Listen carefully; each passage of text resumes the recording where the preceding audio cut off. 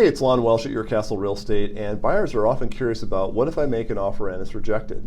So the first thing to know is that not every new listing that comes on the market is going to get multiple offers and sell in 15 minutes.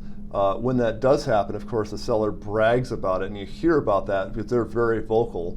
But for all the sellers that don't have that experience, you can believe they're pretty quiet about it. You don't hear about any of those things that are on any of the homes that are on the market for like 2 weeks or 2 months before they go under contract. So just because the market is really busy right now doesn't mean that every house is going to have a price war and a big battle. But if you do find that you're in one that is going to have multiple offers, someone will get the house and someone may not.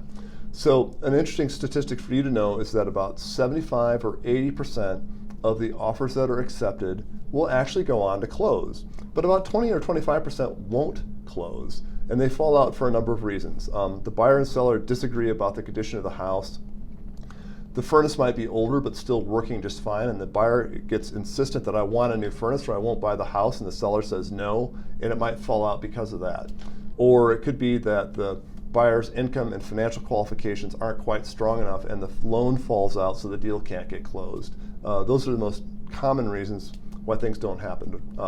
So if you find a house that you really like a lot, if you can, put in a backup offer on the house so that if the first contract does not work out, then you can be in the second position, so then maybe you can be the one to buy the house. And that is often a very, very good strategy.